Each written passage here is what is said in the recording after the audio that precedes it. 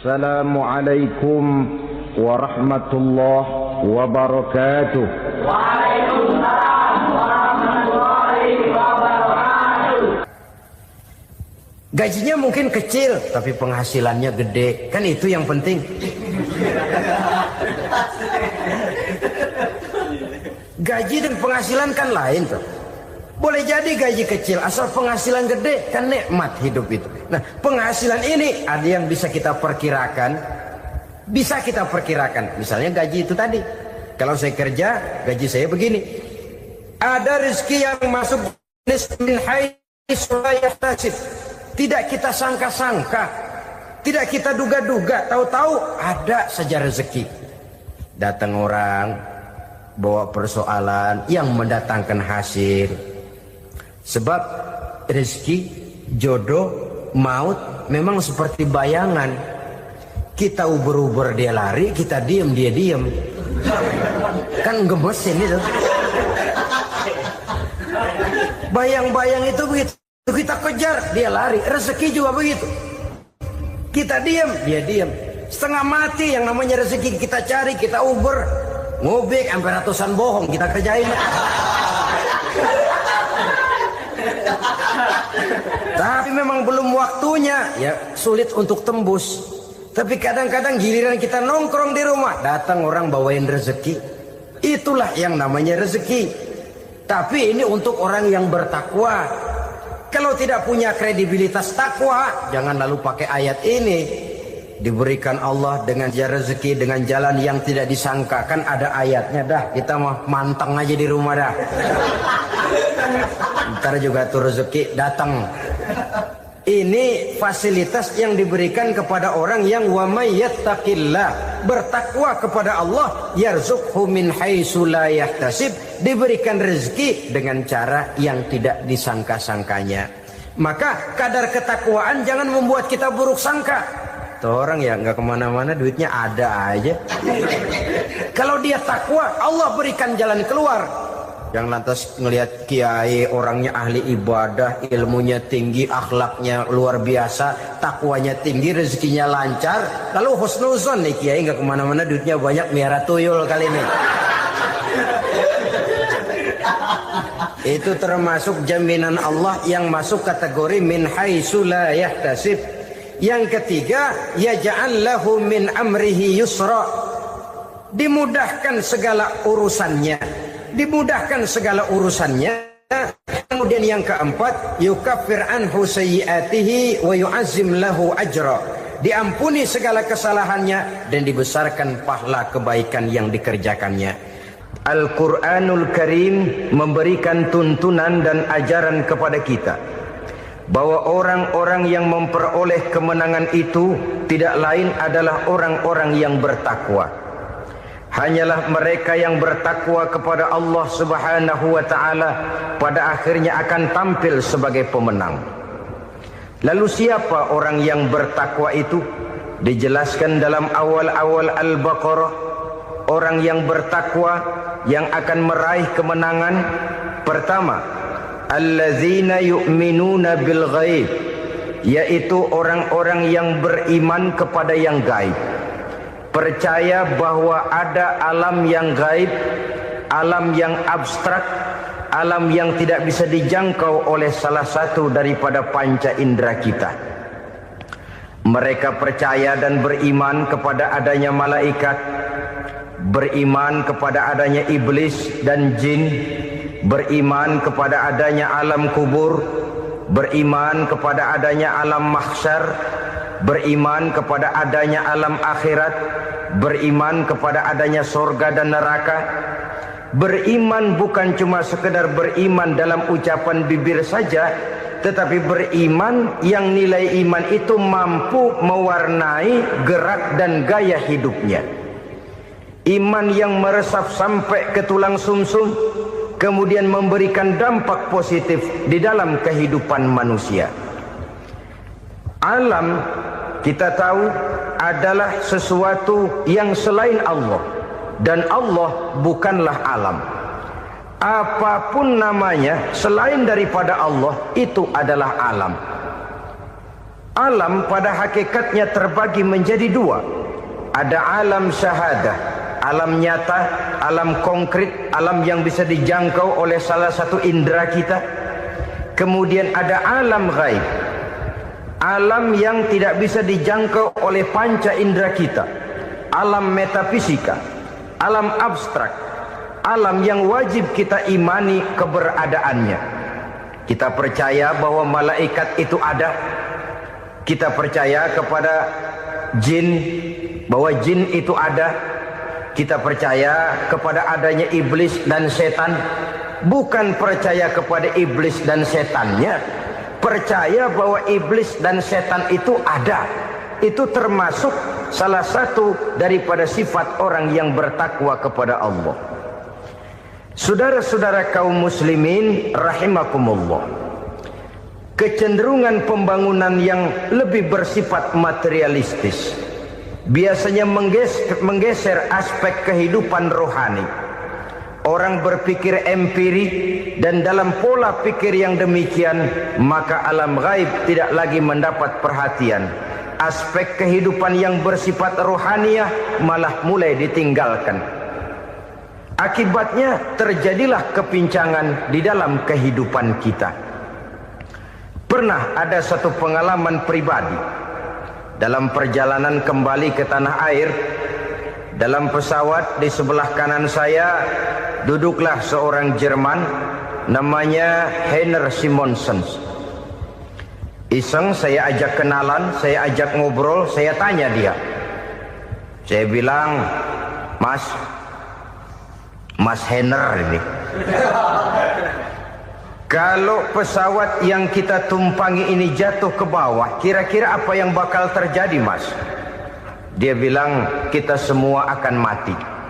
Begitu? Iya. Oke. Apa itu mati? Tanya saya. Dia bilang, untuk tahu apa itu mati, kita harus tahu lebih dahulu apa itu hidup. Saya pikir nih bule bisa ngomong juga. Baiklah kata saya. Apa hidup menurut Anda itu?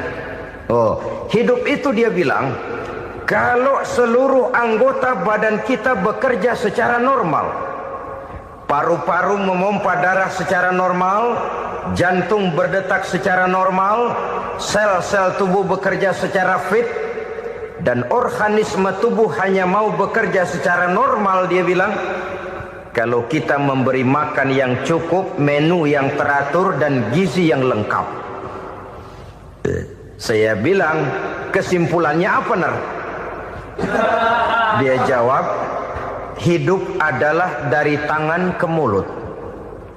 Life is from the hand to the mouth, kata dia. Hidup adalah dari tangan ke mulut. Jadi masalah hidup tidak lebih daripada masalah isi perut. Orang pergi pagi, pulang sore, peras keringat, banting tulang, perut yang dibelain. Saya bilang, you are wrong. Sampean salah, Ner. Kamu orang Islam bukan? Bukan. Pantas. Kenapa saya salah? Dia bilang, ya jelas salah. Salahnya di mana? Kamu ini manusia. Kalau hidup cuma dari tangan ke mulut, saya bilang, kambing di kampung saya juga begitu pikirannya, Ner. Itu kambing di kampung saya, asal perutnya kenyang, sudah hidup dia. Perkara besok bagaimana, lusa prospeknya macam mana, bulan depan ada apa, kambing nggak pernah mikir. Di kampung saya kambing juga pikirannya begitu. Kamu Kristen ya? Tadinya. Loh kok tadinya, lalu apa sekarang kamu ini?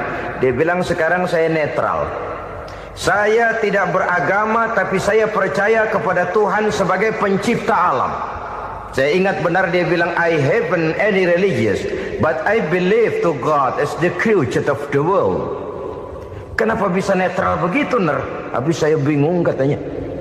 Islam bilang Islam baik, Kristen bilang Kristen baik, Hindu Buddha bilang Hindu Buddha baik, semua agama baik. Saya netral sekalian, nggak beragama. Yang penting saya percaya kepada Tuhan. Saya bilang, Ner, kamu ini kayak orang mau beli celana. Lalu bingung, yang satu bilang Levi's bagus, yang satu bilang Blue Jean hebat, yang satu bilang Wool England hebat. Celana ini hebat, celana itu bagus, celana ini hebat. Semua celana bagus, kamu bingung. Akhirnya netral, tidak pakai celana. Itu juga salah. Saya pikir-pikir, kemudian saya melihat bahwa dua pola berpikir Henner ini nampaknya sudah mulai menggejala di lingkungan masyarakat bangsa kita. Disadari atau tidak, secara jujur kita harus berkata, dua pola pemikiran Henner ini mulai berkembang di tengah masyarakat bangsa kita. Pertama, pola pikir materialisme. Hidup adalah dari tangan ke mulut. Masalah hidup tidak lebih masalah isi perut. Itu yang perlu dibela, dan disitulah arti kehidupan. Pergi pagi, pulang sore, peras keringat, banting tulang untuk mempertahankan perut. Kalau sudah kemari cara orang berpikir, maka buat apa percaya kepada yang gaib? Untuk apa sholat? Untuk apa puasa? Untuk apa zakat? Untuk apa menghadiri majelis taklim? Tanpa kepercayaan kepada yang gaib, hidup berjalan menurut alur empiris dan materialis. Kalau sudah ke sana cara orang berpikir, biasanya orang lalu cenderung menghalalkan segala cara. Hanyalah orang yang percaya bahwa akhirat ada. Hanyalah orang yang percaya bahwa alam kubur itu ada. Hanyalah orang yang percaya bahwa malaikat itu ada, hidupnya akan lebih terarah dan terkendali. Karena kepercayaan kepada yang gaib, yang merupakan fase daripada kehidupan setelah hidup yang sekarang ini, mewarnai gerak pribadi seseorang di dalam dia melakukan kegiatan hidupnya. Pola berpikir materialisme, disadari atau tidak, mulai menggejala di lingkungan masyarakat bangsa kita. Hidup tidak lebih dari urusan tangan ke mulut, mulut ke tangan, tangan ke mulut. Asal perut sudah kenyang, hiduplah sudah. Perkara bagaimana prospek hari yang akan datang, bagaimana akhirat, tidak jadi persoalan. Ini yang oleh Nabi diperingatkan, ad-dunya sijnul mu'min wa jannatul kafir. Dunia adalah penjara bagi orang beriman dan surga bagi orang kafir. Dulu di zaman Belanda hadis ini pernah disalah tafsirkan, disalah artikan, digunakan sebagai senjata untuk mengkebiri dan membuat impoten umat Islam. Sudahlah umat Islam gak usah macam-macam, kata Belanda. Dunia ini kan penjara buat orang Islam, surga buat orang kafir. Di penjara jangan bertingkah.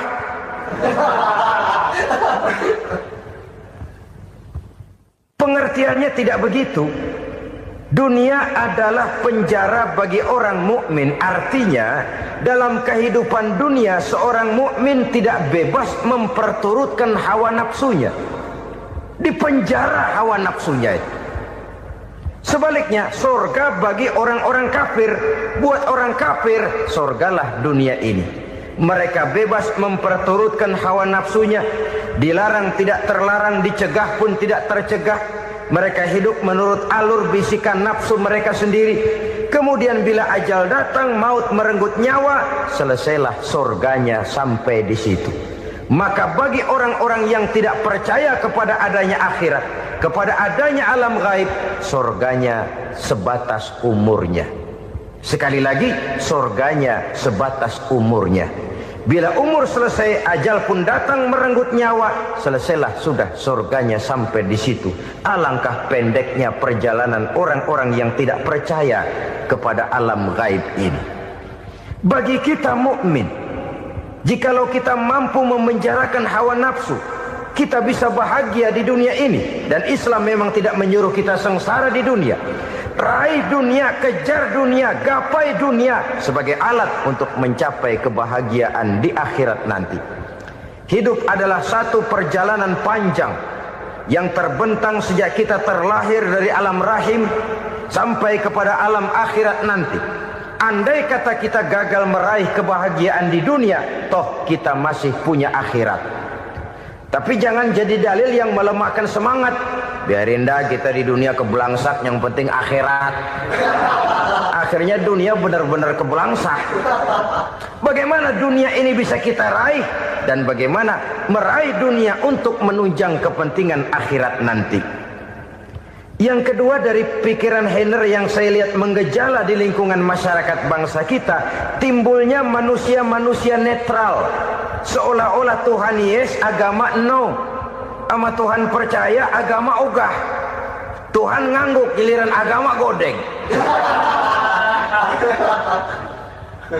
Padahal hampir dalam setiap ayat dalam Quran, kata-kata amanu biasanya bergandeng dengan wa amilus sholihat, iman dan amal soleh. Ini sebagai isyarat Tuhan dan agama jangan pernah dipisah-pisah. Apabila kita bertuhan, maka kita harus beragama. Apabila kita beragama, maka agama itu harus bersumberkan dari Tuhan yang kita imani itu. Tidak mungkin kita pisah, Tuhan yes, agama no. Sama Tuhan percaya tapi agama bikin sendiri. Sembayangnya cukup bengong 2 jam madep ngulon.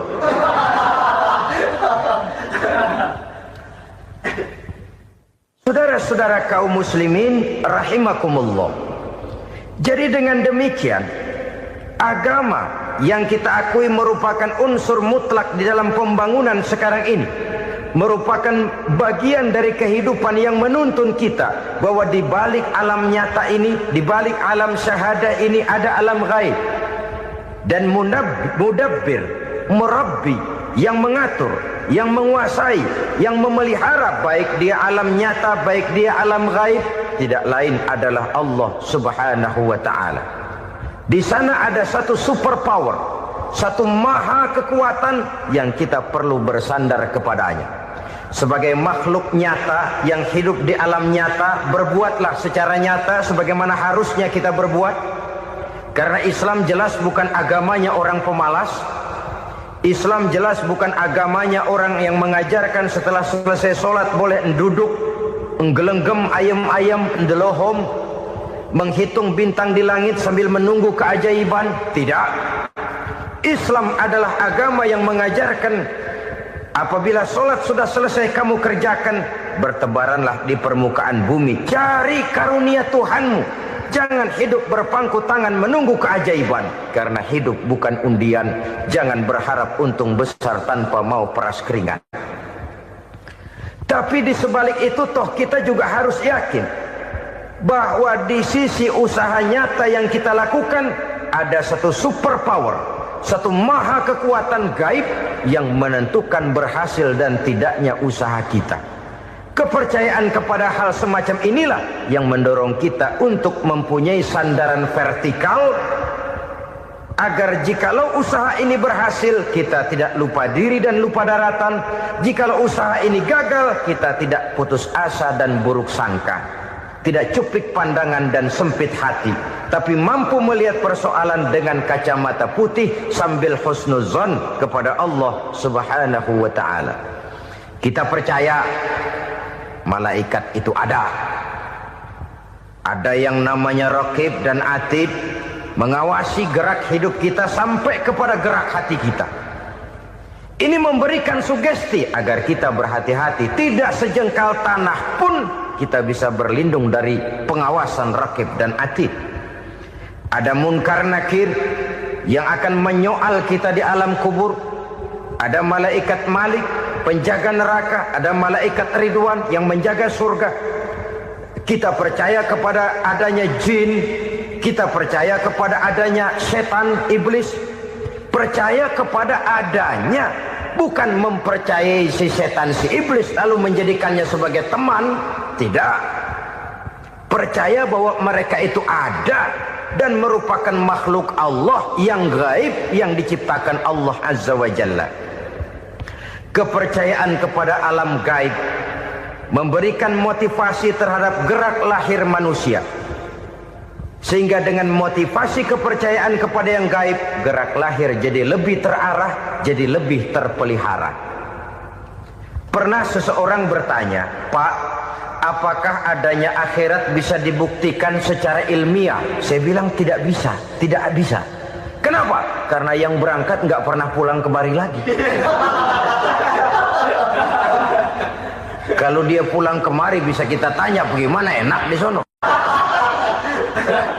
Cuma secara moral saya katakan, lebih beruntung orang yang percaya kepada akhirat daripada yang tidak. Sekarang saudara percaya akhirat ada, lalu saudara baik-baik di dunia, sholat, puasa, zakat, menolong orang lain, menebarkan kebajikan. Saudara mati, andai kata akhirat tidak ada, toh dalam hidup saudara sudah berbuat baik. Paling tidak nama saudara akan dikenang sebagai orang baik.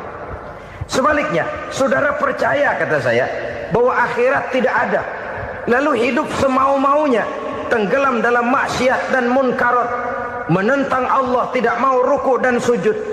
Lalu saudara mati, kemudian akhirat ada, ayo mau apa? Bekal tidak punya. Jadi secara moral lebih beruntung orang yang percaya kepada adanya akhirat daripada yang tidak percaya. Dan itu alam gaib yang tidak bisa dibuktikan secara eksat. Jangankan untuk membuktikan seperti itu, dalam kehidupan sehari-hari saja yang kita rasakan tidak selalu berbentuk toh. Angin, bagaimana sih bentuknya angin? Kita tidak tahu. Merah, buktinya kalau dikerok merah. Yang merah itu kulit, yang kulit kita bukan anginnya. Sakit, rasa sakit itu ada, tapi bagaimana bentuk sakit kita nggak pernah tahu. Kalau kita makan cabai pedas, bagaimana bentuk pedas itu tidak ada, tapi rasa ada. Bentuk pedas hijau, cabenya bukan pedasnya. Tidak semua yang kita rasakan bisa kita gambarkan dalam bentuk yang konkret. Oleh karena itu, sekali lagi bahwa kepercayaan kepada alam yang gaib mampu memberikan satu sugesti yang menata kehidupan seseorang lebih lurus, lebih terarah, dan lebih terkendali. Maka wajar kalau kepercayaan kepada yang gaib mengantarkan seseorang untuk meraih kemenangan. Kenapa? Dia percaya kepada yang gaib, bahwa akhirat ada, bahwa alam kubur ada, bahwa pertanggungan jawab itu ada. Maka dia lalu tidak hidup saenae udele dewe, itu loh. Tidak hidup menurut seleranya sendiri, terarah, teratur. Ini cirinya yang pertama. Orang bertakwa yang akan meraih kemenangan, mereka beriman, mereka percaya kepada yang gaib. Bahkan hal-hal konkret saja selalu berangkat dari yang gaib. Saudara-saudara, para remaja, para pemuda sekarang ini tidak pernah tahu toh siapa yang akan jadi teman hidup saudara.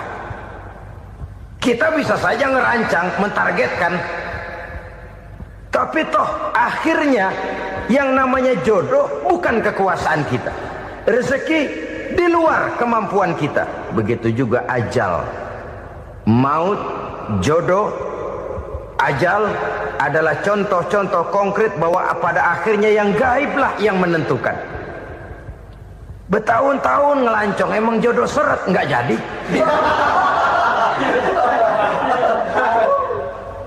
Begitu kenal baru setengah malam nginep ditangkap hansip kan. Hal-hal semacam itu kadang-kadang kita berpikir suuzon, gilet, perempuannya cakep banget, lakinya rebek amat. Memang begitulah jodohnya. Memang begitulah jodohnya. Saudara hadirin ma'asyiral muslimin yang saya hormati, jadi hal-hal yang konkret saja kita yakini sepenuhnya ditentukan oleh satu superpower yang gaib itu tadi. Dari sanalah segala ketentuan itu berangkat dan kesanalah segalanya akan kembali. Maka kepercayaan kepada yang gaib meluruskan gerak hidup seseorang dan itu akan mengantarkan dia kepada meraih kemenangan. Satu. Yang kedua,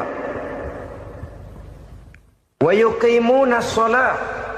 Orang bertakwa yang akan meraih kemenangan itu adalah orang-orang yang mendirikan sholat. Kenapa sholat mengantarkan orang untuk meraih kemenangan? Yang jelas, inna sholata tanha anil fahsya'i wal munkar. Sholat mampu mencegah manusia dari perbuatan keji dan munkar. Banyak filsafat hidup yang terkandung di dalam solat ini. Sejak kita wudhu sampai kita menghadap ke arah kiblat, sampai kita melakukan gerak-gerak solat, bacaan-bacaan yang ada di dalam solat, lalu sampai kepada mengucapkan salam. Banyak filsafat hidup yang terkandung di dalam solat. Umpamanya saja, setelah takbiratul ihram, mulai kita dengan solat dalam posisi berdiri. Diajarkan dalam kitab-kitab fikih agar kita melihat ke arah tempat sujud. Ini kan filsafat kehidupan. Kalau kamu solat dalam posisi berdiri, lihat tempat sujud. Jangan solat mata jelalatan, sebab nanti bisa mengurangi kekhusyuan. Jadi wajar kalau yang dikatakan bahwa yang paling afdol adalah shaf yang di depan. Kenapa? Secara harfiah pengertiannya akan lebih mengundang kekhusyuan. Kenapa? Kalau kita di shaf paling depan, di masjid umpamanya paling banter kita lihat tembok. Tapi kalau kita shaf di tengah atau di belakang, orang-orang di depan kita pun akan kelihatan. Yang bajunya loreng, yang bajunya genggang, yang bajunya macam-macam. Kita lihat, kadang-kadang kita pikirin, ada yang bajunya bolong. Kita sholat tapi dalam hati, nih orang bajunya robek yang nggak tahu apa. Ada saja hal-hal yang mengusik kekhusyuan kita. Oleh sebab itu diajarkan dalam posisi berdiri, lihat, arahkan pandangan matamu kepada tempat sujud. Ini kan filsafat kehidupan. Maksudnya apa? Kalau lagi diri, lihat dong tempat sujud. Kalau udah di atas, ingat dong sama yang bawah. Kalau sudah tinggi, ingat dong dari mana kamu berangkat. Kalau sudah berkuasa, bantu dong yang lemah. Kalau sudah kaya, santuni dong yang miskin. Kalau sudah alim, bimbing dong yang awam. Ini filsafat kehidupan. Dalam posisi berdiri, kau lihat tempat sujud. Ini akan melahirkan kepekaan sosial, di mana seseorang mau tahu kepada orang lainnya. Bagaimanapun kaya kita, tinggi pangkat dan jabatan kita, jikalau hidup hanya untuk kepentingan perut sendiri saja, rasanya belum membawa manfaat di dalam kehidupan kita. Tapi efek yang tertinggi sesungguhnya, solat mencegah manusia dari perbuatan keji dan munkar. Perbuatan keji dan munkar, walaupun kelihatannya mendatangkan uang, membawa keuntungan, tapi itu keuntungan semu, keuntungan sementara. Dengan menipu orang lain kita bisa dapat untung, tapi tidak membawa berkah. Dan itu adalah kerugian besar dalam kehidupan kita. Maka untuk meraih kemenangan, harus dimulai dengan membentuk kepribadian yang tegar, memiliki sandaran vertikal yang langsung kepada Allah Subhanahu wa ta'ala. Dan itu hanya bisa kita tempuh melalui jalur ibadah formal yang sudah ditentukan Allah, yakni solat yang 5 waktu. Untuk memperkuat itu, ada solat-solat sunnah, rawatib, nawafil, sebagai terminal-terminal kontrol cadangan untuk memelihara stabilitas temperatur batin di dalam kita berhubungan dengan zat yang maha gaib, yaitu Allah Subhanahu wa ta'ala. Orang sering bertanya, Pak, itu tetangga saya nggak sholat, duitnya nggak habis-habis, Pak. Nggak sholat tapi mobilnya tambah terus. Nggak sholat tapi usahanya makin maju. Tapi di sisi lain ada orang yang rajin sholat, rezekinya butak bener. Anaknya mana kurus, mana korengan. Saudara hadirin ma'asyiral muslimin rahimakumullah. Harus saya katakan bahwa solat memang bukan untuk cari duit. Solat adalah sandaran vertikal kita kepada Allah. Sedangkan soal rezeki itu berkaitan dengan sifat Allah maha pengasih dan maha penyayang. Allah maha pengasih, siapapun dikasih kalau mau usaha. Allah maha penyayang, tidak semua orang disayang oleh Allah Azza wa Jalla. Dan belum tentu banyak harta itu merupakan nikmat. Mungkin juga istidraj. Artinya istidraj itu dikasih tapi diambulin, kalau bahasa Betawinya itu. Dikasih tapi diambulin, itu bukan merupakan nikmat sesungguhnya, lebih merupakan azab dari Allah Subhanahu wa ta'ala.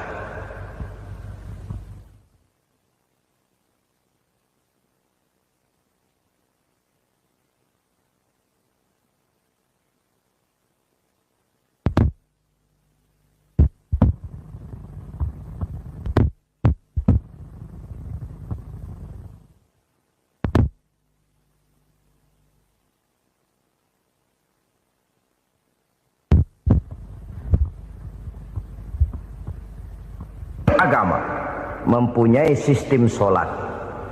Dan kita umat Islam telah dituntun oleh Allah Subhanahu wa ta'ala yang wajibnya 5 kali dalam sehari semalam mendirikan sholat.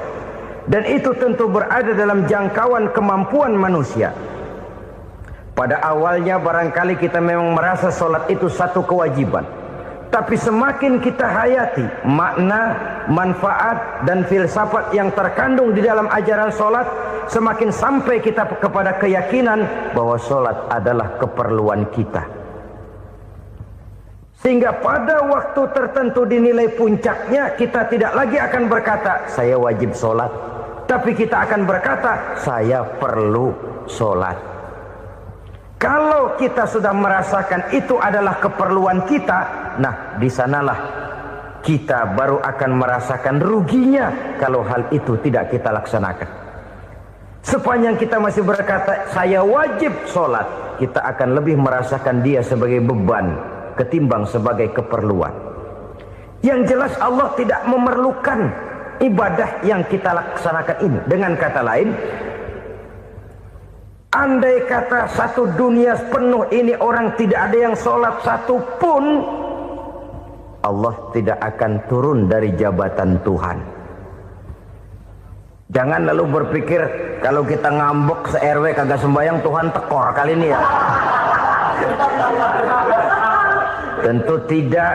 Itu perlunya kita, bukan perlunya Allah. Dan pada induknya kita akan berkata saya perlu agama. Kalau secara induk kita sudah memerlukan agama, maka konsep-konsep yang ada di dalam ajaran agama itu pun adalah juga merupakan keperluan kita.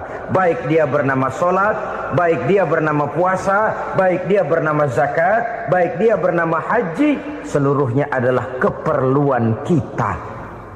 Dan sesuatu yang kita perlukan apabila tidak kita laksanakan akan melahirkan kerugian di dalam kehidupan. Jangan heran kalau kita membaca riwayat perjalanan hidup para salafus soleh, orang-orang soleh. Ada yang tahajud sampai 100 rakaat, ada yang sholat malam kakinya sampai bengkak. Kita sekalinya bengkak biri-biri. Ada yang sholat membaca surah dalam Al-Quran sampai khotam Quran. Kok mau? Mereka sudah merasakan itu keperluan. Itu saja soalnya. Satu saat pun jikalau kita merasa bahwa itu keperluan saya, kita pun akan melaksanakan seperti itu. Keperluan saya dalam kehidupan. Inilah yang kedua. Yang ketiga, orang bertakwa yang akan meraih kemenangan itu, wa mimma razaqnahum yunfikun. Mereka membelanjakan sebagian daripada rezeki yang diberikan Allah kepada mereka. Mereka infakkan di jalan Allah. Ada satu dialog menarik. Satu hari seorang anak muda bertemu dengan seorang kakek-kakek yang sudah dikenalnya baik.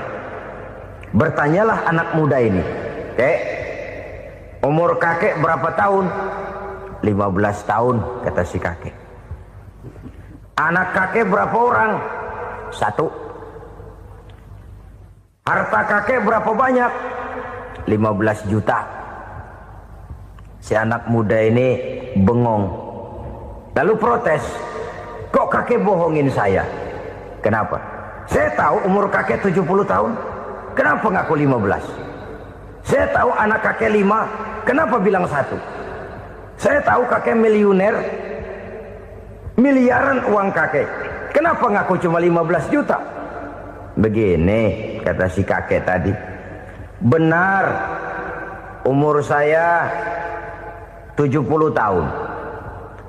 Tapi dari umur yang 70 tahun itu baru 15 tahun terakhir ini saya merasakan ibadah kepada Allah. Meninggalkan maksiat, jauh dari segala macam munkarat. Maka yang 15 tahun inilah yang benar-benar saya rasakan sebagai umur saya. Benar anak saya 5, tapi yang 4 susah diatur. Cuman 1 rasanya nih yang bakal jadi si buah hati belahan jantung pelanjut cerita penerus sejarah. Cuma 1 ini yang saya harapkan yang akan jadi anak soleh, yang akan membuat saya menerima pensiunan pahala. Kalau yang 4 apek dah, nggak ada harapan. Yang satu nyekek botol melulu. Oh begitu. Iya. Lalu kenapa kakek bilang harta kakek cuma 15 juta padahal saya tahu kakek uangnya miliaran, depositonya banyak? Ya karena 15 juta itulah yang saya ingat yang pernah saya belanjakan di jalan Allah. Saya merasa itulah harta saya yang sebenarnya. Yang miliaran yang saya simpan di bank kelak kalau satu saat saya mati akan jadi rebutan di antara anak-anak saya. Iya kalau anak saya soleh kayak yang satu ini. Kalau yang 4 tadi udah tulen dia bakal berantem dah berebut tuh. Jadi 15 juta yang saya belanjakan di jalan Allah inilah yang saya merasakan benar-benar harta saya yang sesungguhnya. Dialog ini patut menjadi bahan renungan kita bersama. Diberikan kita umur 40, 50, 60, 70, 80. Berapa tahun dari umur yang diberikan itu yang jalan mulus, yang kita gunakan untuk melaksanakan ibadah? Banyak harta kita simpan di bank, di lemari, di dompet, di tas. Tapi berapa yang sudah kita depositokan di jalan Allah yang akan menemani kita di hari kita kembali nanti? Maka orang bertakwa yang akan meraih kemenangan, wa mimma razaqnahum yunfikun, mereka membelanjakan sebagian dari rezeki yang diberikan Allah di jalan Allah Subhanahu wa ta'ala. Ma'asyiral muslimin rahimakumullah. Zahirnya memang kita memberikan kepada orang lain, tapi hakikatnya kita menyimpan untuk diri kita sendiri.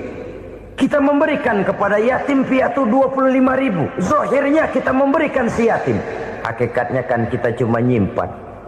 Saya berikan, titip kepadamu, ini untuk saya di akhirat. Kau boleh belikan baju, kau boleh belikan untukmu makan, kau boleh bayarkan sekolahmu. Ini untuk saya. Hakikatnya kita nyumbang masjid 1 juta, zahirnya kita berikan kepada panitia masjid, tapi hakikatnya kan cuma titip 1 juta ya untuk saya di alam kubur nanti. Silahkan kau boleh belikan semen, ini uang, belikan besi, belikan pasir. Saya cuma sekedar titip untuk kepentingan saya. Hakikatnya kita cuma sekedar menitip. Sebagaimanapun pada hakikatnya, apapun yang kita miliki dalam kehidupan kan cuma sekedar hak guna pakai, bukan hak milik mutlak. Harta kita, rumah kita, kendaraan kita, kebun kita, pabrik kita, hak guna pakai saja. Hak milik mutlak cuma untuk Allah Subhanahu wa ta'ala. Saudara-saudara kaum muslimin rahimakumullah. Ini yang ketiga. Kemudian yang keempat, orang-orang bertakwa yang akan meraih kemenangan, allazina yu'minuna bima unzila ilaika. Mereka yang beriman, mereka yang percaya kepada apa yang telah diturunkan kepadamu Muhammad, ay Al-Quran, yakni Al-Quranul Karim. Setelah percaya kepada yang gaib, mendirikan solat, kemudian menginfakkan sebagian dari rezeki yang diberikan Allah, mereka juga lalu percaya kepada yang diturunkan terhadap Nabi, yaitu tidak lain Al-Quranul Karim. Sekali lagi di sini, percaya bukan hanya sekedar percaya saja, tetapi percaya lalu menjadikan Al-Quran itu sebagai pedoman hidup. Sebab memang Al-Quran itu adalah GBHM, garis-garis besar haluan muslim.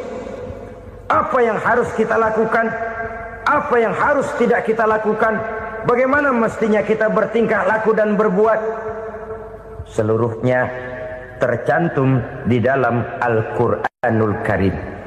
Itu sebabnya ketika satu hari Aisyah ditanya bagaimana akhlak Rasul, beliau menjawab, kana Rasulullah sallallahu alaihi wasallam khuluquhul Quran. Akhlak daripada Rasulullah tidak lain adalah Al-Quran.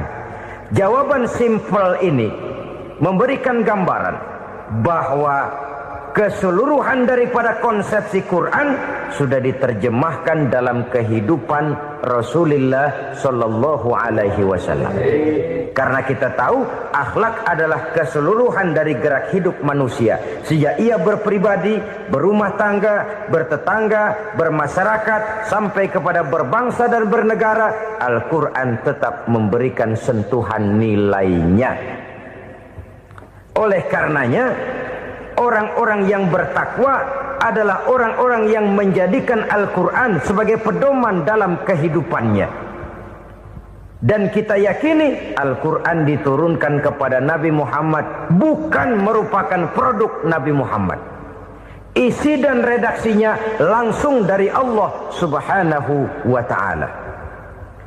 Kemudian cirinya yang kelima, orang bertakwa yang akan meraih kemenangan itu, wa ma unzila min qablika. Tidak hanya sekedar percaya kepada yang diturunkan terhadap Nabi Muhammad yaitu Al-Quran, mereka juga percaya kepada apa yang pernah diturunkan kepada para nabi, kepada para rasul sebelum Nabi Muhammad. Percaya kepada adanya suhuf, percaya kepada adanya Taurat, percaya kepada adanya Injil, percaya bahwa Allah dahulunya sudah menurunkan Taurat kepada Musa, percaya bahwa Allah sudah menurunkan Injil kepada Isa, percaya Injil ada, Taurat ada, diturunkan Allah untuk Isa dan Musa, tetapi tidak wajib mengamalkannya karena kita sudah diberikan Al-Quranul Karim. Ini yang perlu saya garis bawahi. Kita percaya Allah telah menurunkan Injil dahulu kepada Isa. Kita percaya bahwa Allah telah menurunkan Taurat dahulunya kepada Nabi Musa. Kadang-kadang ini dijadikan dalih, dikacaukan pengertiannya. Quran saja mengajarkan bahwa orang yang bertakwa harus percaya kepada Injil, maka pakailah Injil. Apalagi kalau ayat sebelumnya ditilap, dihapus, dihilangkan, Injilnya yang ditekankan, maka akan terjadilah penekanan yang salah arah. Karena salah arah akhirnya bisa merusak dan menghancurkan akidah. Ketika Rasul suatu saat pernah ditanya orang, "Ya Rasul, bagaimana sikap kita sebagai muslim terhadap Injil yang ada sekarang?" Beliau menjawab, "La tukadzibuhu jami'an wa la tusaddiquhu jami'an." Jangan didustakan seluruhnya, jangan juga dibenarkan semuanya. Artinya, ini sudah merupakan gambaran dari Rasul bahwa dalam Injil yang ada sekarang masih ada ajaran-ajaran tauhid yang dibawa oleh Nabi Isa dan diajarkan kepada umatnya. Tapi juga dalam Injil yang sekarang ini sudah terkena intervensi dan investasi manusiawi. Karena itu Rasul menyimpulkan, la tukadzibuhu jami'an wa la tusaddiquhu jami'an. Jangan didustakan semua, jangan dibenarkan seluruhnya. Kita memang percaya Allah telah menurunkan Injil kepada Nabi Isa dulu, tapi kita tidak wajib mengamalkan Injil. Kita percaya Allah telah menurunkan Taurat kepada Nabi Musa, tapi kita tidak wajib mengamalkan kitab ajaran Taurat. Yang wajib kita percayai dan kita amalkan hanyalah Al-Quranul Karim. Kenapa? Oleh karena baik yang ada di dalam Taurat, baik yang ada di dalam Injil, tentu tercakup di dalam Al-Quran sebagai kitab terakhir yang diturunkan oleh Allah Subhanahu wa ta'ala. Dan itu wajar. Kalau seorang pejabat mau mengeluarkan satu keputusan baru, tentu dia harus meninjau keputusan-keputusan lama. Andai kata dianggap tidak berlaku, dianggap tidak relevan lagi, maka keputusan-keputusan lama itu tentu sudah dianggap tidak berlaku. Sebagian daripada aturan-aturan dalam keputusan lama yang masih dianggap relevan tercantum dalam keputusan baru yang wajib diamalkan. Begitulah hubungannya antara Al-Quran, Taurat, Zabur, dan Injil. 4 kitab samawi yang diturunkan Allah masing-masing kepada Zabur untuk Nabi Daud, Taurat untuk Nabi Musa, dan Injil untuk Nabi Isa alaihi wassalatu wassalam. Ketiga-tiga kitab itu kita percayai adanya, Kita yakini Allah telah menurunkan Zabur, Taurat dan Injil. Tapi kita tidak wajib mengamalkannya. Yang wajib kita mengamalkannya sekarang ini tidak lain hanyalah Al-Quranul Karim saja. Karena ia mencakup apa yang ada di dalam Zabur, apa yang ada di dalam Taurat, dan apa yang ada di dalam Injil. Keotentikannya bisa dipertanggungjawabkan. Ya, tapi kan Nabi Muhammad sudah mati 14 abad yang lalu, dan di zaman beliau Al-Quran kan belum dikodifikasikan, belum ditulis. Bagaimana keotentikannya bisa dipertanggungjawabkan? Mudah saja. Allah berjanji, inna nahnu nazzalna dzikra wa inna lahu lahafizun. Kami yang menurunkan Al-Quran dan kami yang akan menjaga dan memeliharanya. Allah turunkan Quran, Allah menjaganya. Bagaimana cara Allah menjaga Al-Quran itu? Banyaknya orang-orang yang hafaz Al-Quran. Hafaz Al-Quran 30 juz, 114 surah, 6.666 ayat. Sehingga jangankan satu kata, jangankan satu ayat, satu kalimat saja berubah, sudah akan timbul reaksi dan mudah dimengerti. Kenapa? Banyak orang-orang yang hafaz Al-Quran. Sedangkan pada setiap akhir tahun biasanya malaikat Jibril selalu mengadakan checking terhadap ayat-ayat yang diturunkan pada waktu itu. Di zaman Nabi sendiri sudah ada usaha kodifikasi. Dan yang lebih luar biasa lagi, sampai hari ini tidak seorang pun mampu membuat satu ayat saja semacam Al-Quran. Ke bahasa manapun dia diterjemahkan, naskah aslinya tetap ikut. Rujukan dasarnya tetap ada. Berdasarkan itu, maka tidak mungkin terjadi penyelewengan terhadap atau pemalsuan terhadap ayat-ayat Al-Quranul Karim. Kesuciannya, keotentikannya, kemurniannya bisa dipertanggungjawabkan. Ma'asyiral muslimin rahimakumullah. Oleh karenanya, konsepsi dasar daripada ajaran Islam ini memang tidak lain adalah Al-Quran dan Sunnah. Isi daripada agama Islam yang merupakan iman, Islam dan ihsan, konsepsi dasarnya tidak lain adalah Al-Quran dan Sunnah Rasulullah Sallallahu Alaihi Wasallam. Maka yang kita perlukan sekarang ini adalah terjemahan Al-Quran di dalam kehidupan kita. Dengan demikian, maka gaya kehidupan yang lebih Qurani itulah yang kita dambakan. Kita perlu memang terjemahan Quran dalam bahasa Inggris, dalam bahasa Belanda, dalam bahasa Jepang. Tapi yang lebih kita perlukan adalah terjemahan Quran di dalam kehidupan kita. Konsekuen, tidak memanipulasi, ringan sama kita jinjing, berat sama kita pikul. Jangan kalau lempengan ayat Quran tuh kira-kira enak diamalin, keras teriakan kita. Giliran kira-kira ayat Quran itu mukul kepala kita sendiri, diam kita. Itu ciri yang pernah disindir Allah dalam awal-awal Baqarah juga. Ciri beragamanya orang yang munafik. Kullama adha'a lahum masyawfi, kata Allah. Wa iza azlama alaihim qamu. Apabila terang mereka jalan, apabila gelap mereka berhenti. Artinya, kalau kira-kira di Islam nguntungin, rame-rame pada teriak Islam. Tapi ketika diminta untuk berjuang, ketika dituntut untuk berkorban, rame-rame mengundurkan diri. Nasib agama tidak ubahnya seperti daun pisang yang dikait orang di tepi jalan lantaran tak berpayung di ketika hari hujan. Manakala hujan usailah sudah, daun itu pun dicampakkan di tepi jalan, diinjak pula orang nan lalu. Artinya, orang menjadikan agama cuma sebagai lipstick, decoration only, tidak konsekuen.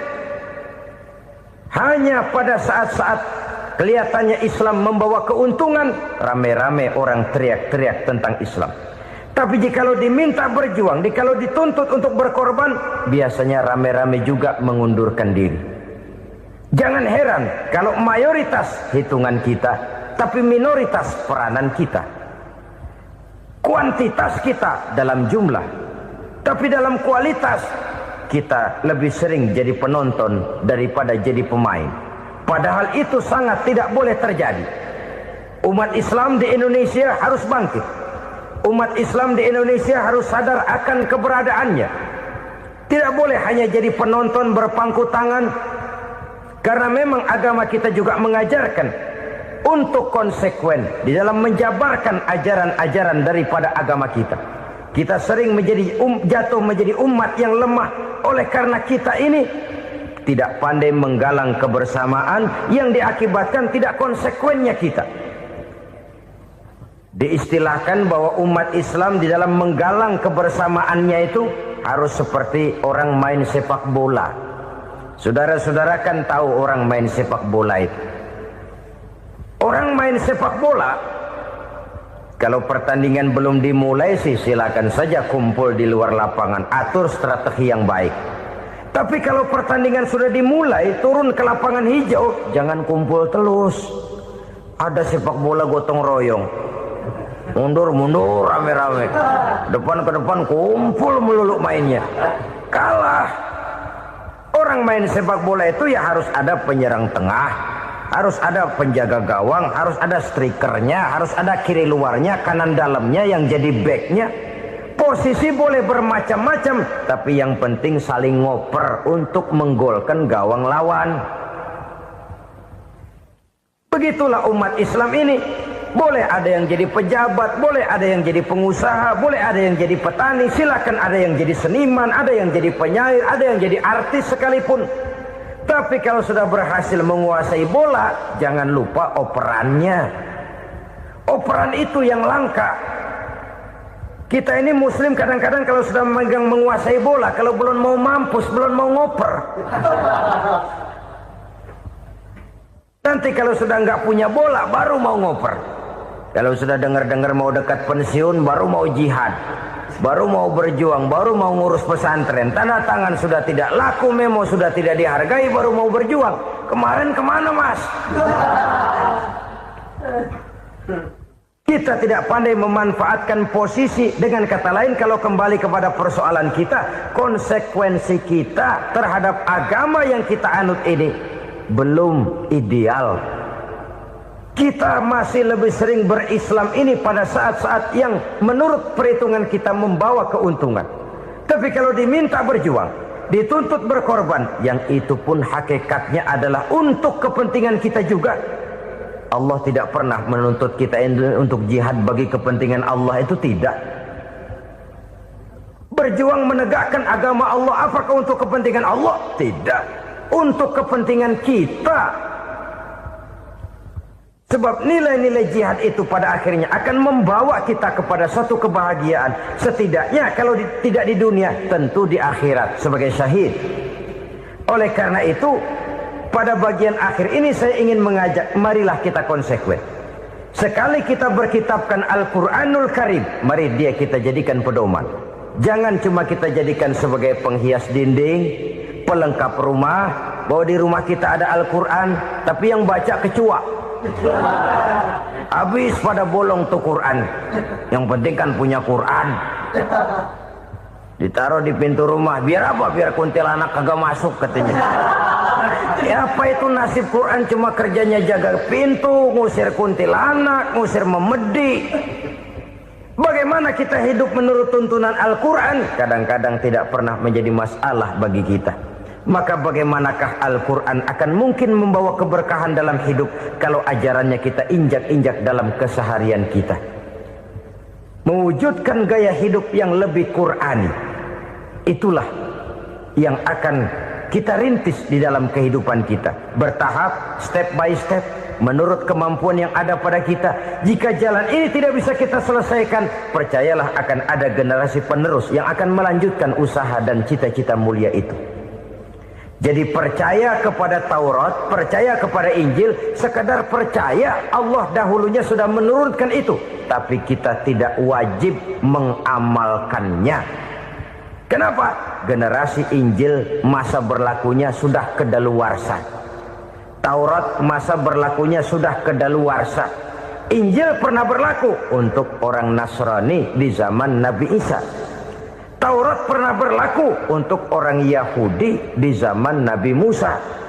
Setelah generasinya berlalu, datang Rasul penutup yang membawa Al-Quranul Karim, maka Al-Quran itulah yang berlaku menjadi pedoman sampai hari akhir nanti. Jangan jauh dari Al-Quran, karena apabila ini kita lakukan, maka kita akan kembali kepada satu gaya hidup yang jauh dari tuntunan agama, dan itu artinya kita akan semakin jauh untuk meraih kemenangan. Saudara-saudara kaum muslimin rahimakumullah.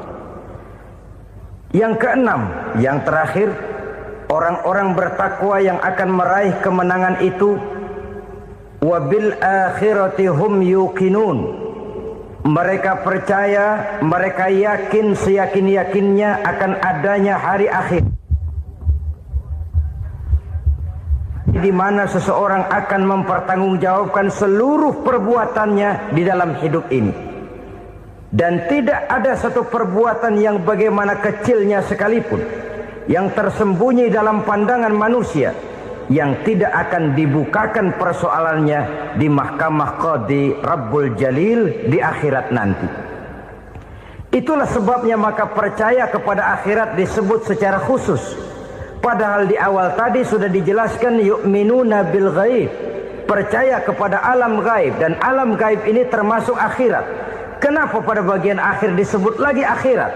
Karena ternyata bahwa kepercayaan kepada adanya akhirat merupakan induk dari kepercayaan terhadap adanya malaikat, setan, jin dan lain sebagainya, dan akan lebih memberikan sugesti dalam kehidupan manusia untuk meluruskan gerak hidupnya. Jikalau satu saat tergerak hati akan berbuat kejahatan, ingin mencuri, sadarlah, awas ada akhirat.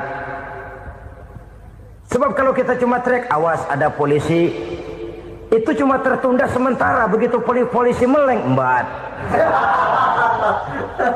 Kalau kita ingin berbuat jahat cuma berteriak awas ada hansip, cuma sementara kehansip itu ada.